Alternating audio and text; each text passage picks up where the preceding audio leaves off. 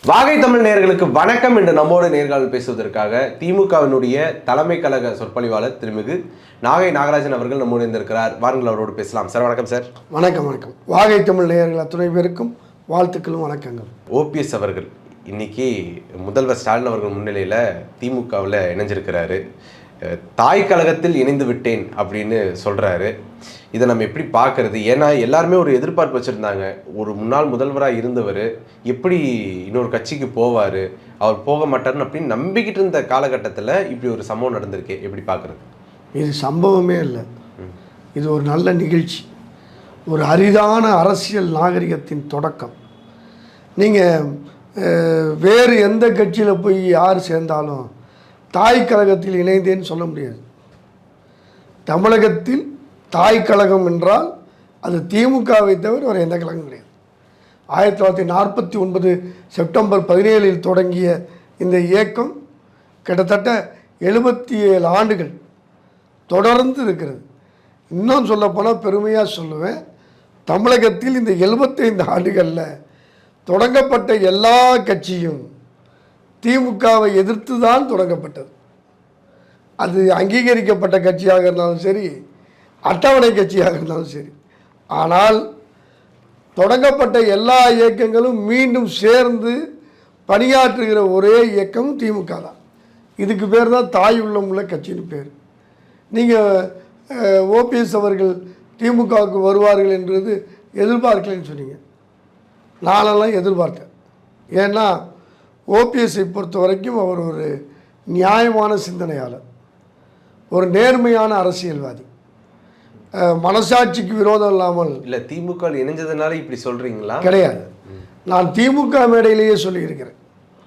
நீங்கள் கம்பராமாயணத்தில் ராமன் பெரியவனா பரதன் பெரியவனான்னு கேள்வி கேட்டு கம்பனே ஒரு பதில் சொல்லியிருப்பான். பரதன் குகன் இருக்கிற இடத்துல ராமனை பார்க்க வருகிற பொழுது குகன் தன் அண்ணனை தாக்க வருகிறானோன்னு நினச்சி போன பொழுது அவன் பரதனுடைய செயலை பார்த்து விட்டு கம்பன் எழுதுகிறான். நான் சொல்லலை, 1000 ராமர் நின் கேள்வர் ஆவாரோன்னா.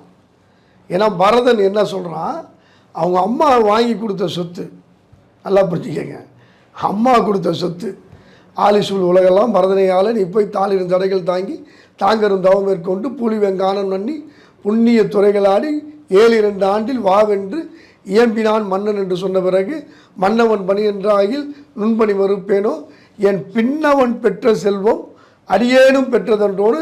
பின்னவன்னா பரதன், பரதனுக்கு கொடுக்குற செல்வம் என்னுடைய செல்வம்னு ராமர் கொடுத்துட்டு போயிட்டார். அது ராமருடைய பெருந்தன்மை. ஆனால் அந்த 14 ஆண்டு காலம் அவங்க அம்மா சொல்லியும் அந்த ஆட்சியை ராமனுடைய பாதுகையை வச்சு ஆண்ட ஒரே மன்னன் பரதன் தான். திருப்பி ராமன் வந்த பிறகும் அந்த பாதுகை ஆட்சியை ராமனின் பாதத்தில் சமர்ப்பித்தவனும் பரதன் தான். நீங்கள் தர்மமத்தோடு அதிமுகவில் இருந்தவர் ஓ பன்னீர்செல்வம் தான். நீங்கள் இன்னொன்று சொல்லவா, ஓ பன்னீர்செல்வத்துக்கு 3 முறை முதலமைச்சர் பதவி கிடைச்சிது. டான்சி நிலப்பெற ஊழல் வழக்கில், பரப்பனாக்கிரகார தண்டனையில், மீண்டும் ஜெயலலிதா மரணத்துக்கு பிறகு 3 முறையும் எழுதி வச்சுக்கங்க. இவர் எப்படி நியாயமானவர்கிறதுக்கு ஜெயலலிதா அமர்ந்த முதலமைச்சர் அறையிலேயோ முதலமைச்சர் நாற்காலியிலேயோ போய் தலைமைச் செயலகத்தில் உட்காராத ஒரு பரதன், ஒரு புனிதன் ஓ பன்னீர்செல்வம். அது மட்டும் இல்லை, எடப்பாடி பழனிசாமி ஓபிஎஸ்ஸை நீக்கிட்டு முதலமைச்சர் ஆன உடனே செஞ்ச முதல் வேலை எது தெரியுமா?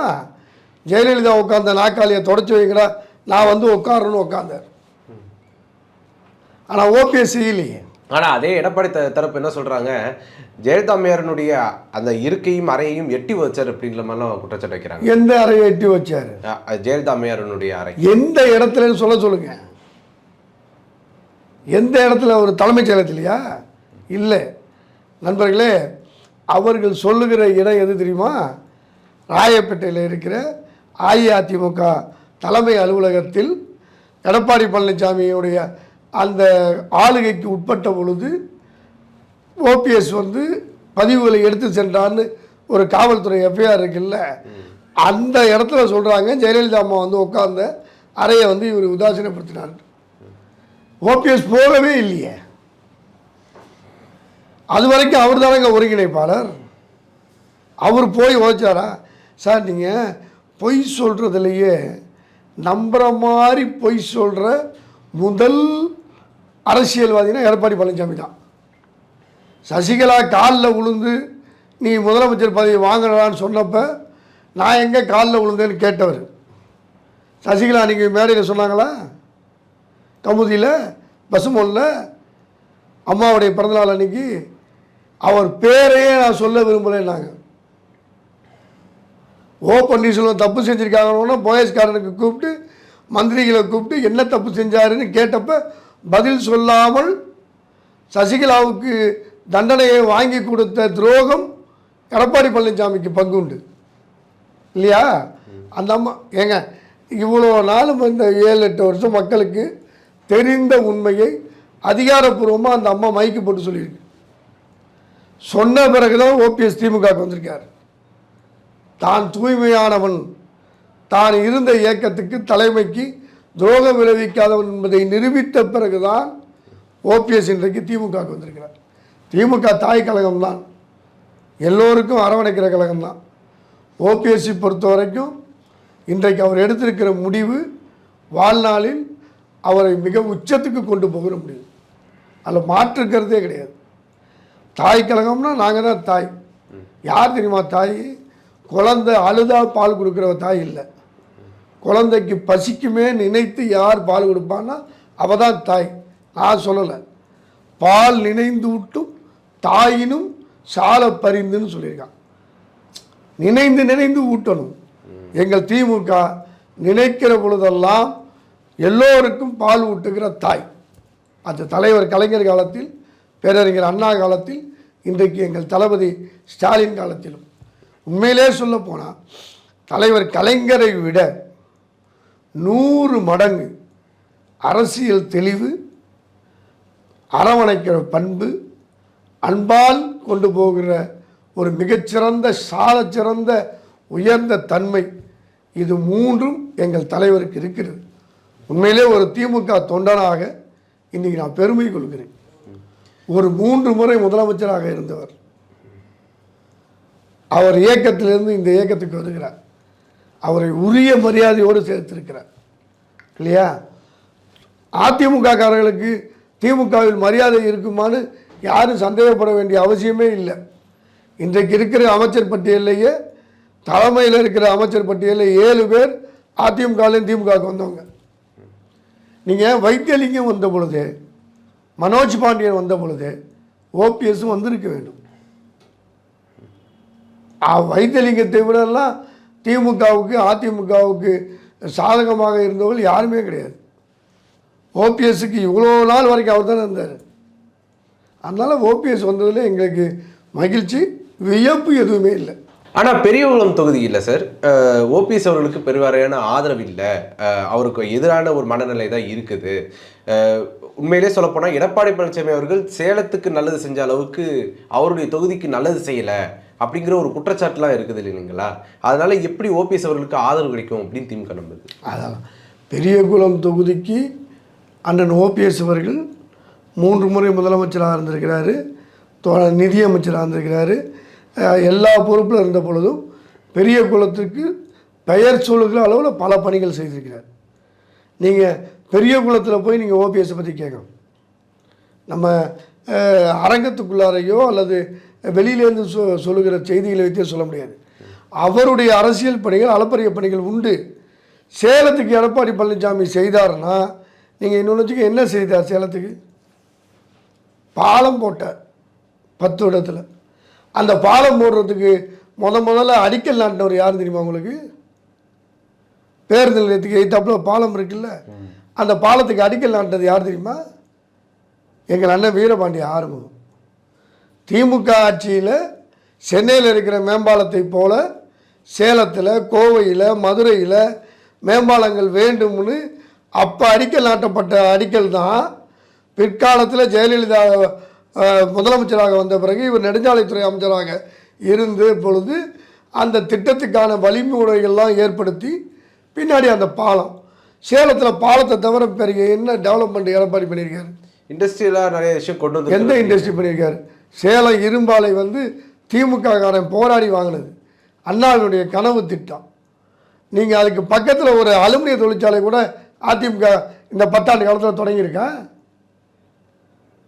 பஸ் ஸ்டாப்பு கட்டியிருக்காரு, பாலம் கட்டியிருக்காரு. வேற நிரந்தரமாக ஒன்றும் இல்லை சார். சேலத்தில் அஸ்தம்பட்டி பகுதின்னு ஒரு பகுதி இருக்குது, ஏற்காடு மலை பாதை இறங்குகிற இடம். அதில் ஒரு கால்வாய்கிட்ட மிகப்பெரிய குப்பைகள் தேங்கி மிகப்பெரிய மாசாக இருந்துச்சு. எது வரைக்கும் சேலத்தில் அதிமுகவை சேர்ந்த சவுண்டப்பனுங்கிற மேயர் இருந்த வரைக்கும். திமுக ஆட்சிக்கு வந்த பிறகு இன்றைக்கு சுற்றுலாத்துறை அமைச்சராக இருக்கிற மரியாதைக்குரிய அண்ணன் ராஜேந்திரன் அவர்கள் அந்த இடத்தையே சுத்தப்படுத்தி அந்த இடத்த கழிவுநீர் வருவதையெல்லாம் தூய்மைப்படுத்துவதற்கான திட்டம் கொடுத்து இந்த 5 ஆண்டுகளில் தான் சேலத்தில் மாசு அற்ற ஒரு குப்பை நகரமாக, குப்பை இல்லாத நகரமாக மாற்றிருக்காங்க. மாசற்ற குப்பைகள் அதான் இப்போ வாங்கிறது வைக்கிறது இப்படி இருக்குது.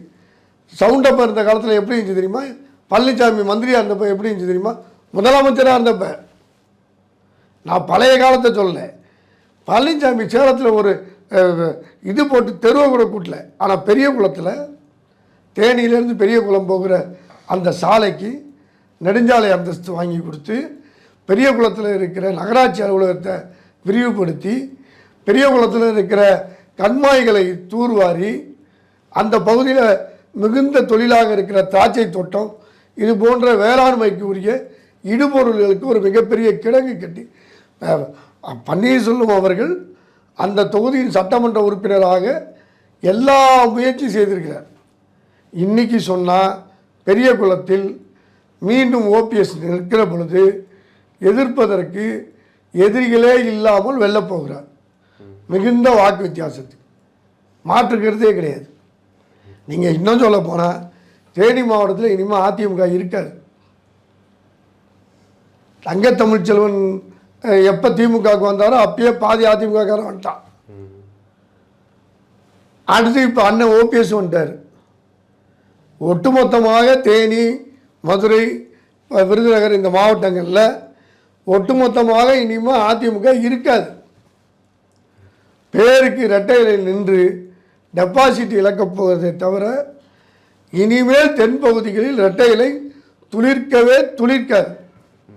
வாய்ப்பே இல்லை. ஓபிஎஸ் அவர்கள் வந்து இந்த திமுகவுக்குள்ள வர்றதுக்கு முன்னாடி அவருடைய மனநிலை என்னவாக இருந்தது அப்படின்னா, எடப்பாடி பழனிசாமி அவர்களையும் டிடிவி தினகரனையும் கேட்டு சொல்லுங்க, டிடிவி தினகரன் கூட்டணியில் இணைஞ்சப்ப அவங்க 2 பேரும் கேட்டு சொல்லுங்க அப்படிங்கிற மாதிரி ஒரு மனநிலையில் இருந்தார்.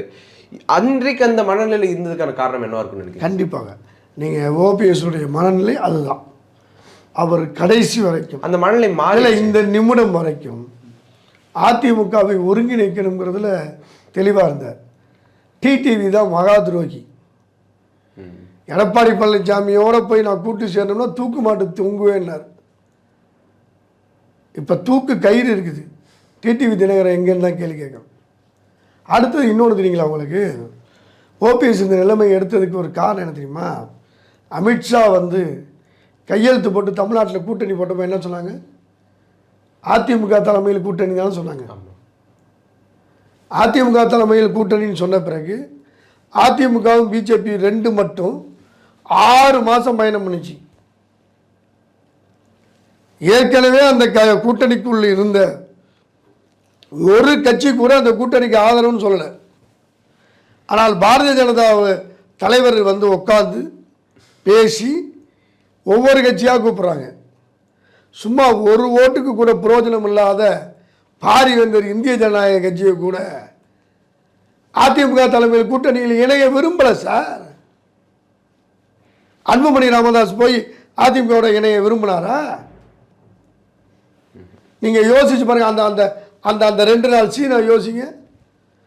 கூட்டணிக்கு இணைந்த அன்புமணி ராமதாஸாக இருந்தாலும் சரி, ஐஜேகே தலைவராக இருந்தாலும் சரி, ஜான் பாண்டியனாக இருந்தாலும் சரி, இப்படி அந்த கட்சியில் வந்து கையெழுத்து போட்டவங்களாம் ஏடிஎம்கே பழனிசாமிகிட்ட போட்டாங்க, பிஜேபியோடு கையெழுத்து போட்டாங்க.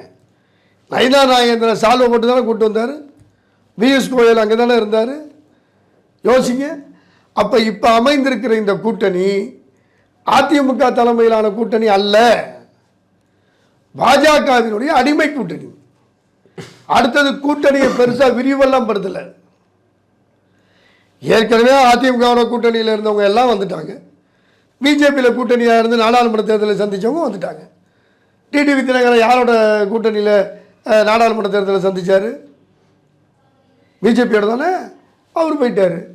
இதில் கூட்டணியில் லாஸ் யாருக்கு தெரியுமா? அதிமுகவுக்கு தான். அதிமுக கூட்டணியில் நின்று 5 தொகுதியில் நின்றது தேமுதிக. இன்றைக்கி எங்கே வந்திருக்குது?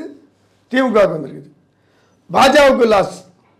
பாஜக கூட்டணியில் நின்று ராமநாதபுரம் தொகுதியில் 2வது இடத்துல வென்றவர் யார்? ஓபிஎஸ். அவர் இன்றைக்கி திமுக வந்துட்டார். கூட்டணி இழப்பு என்பது அந்த பக்கத்துக்கு தானே தவிர கூட்டணியில் பலனும் பயனும் வாய்ப்பும் வெற்றியும் வாகையும் யாருக்கு என்றால் திமுகவுக்கு தான். உங்களுடைய நேரத்தை ஒதுக்கி எங்களோட கருத்தில் பந்தமைக்கு நன்றி சார். நன்றி, வணக்கம்.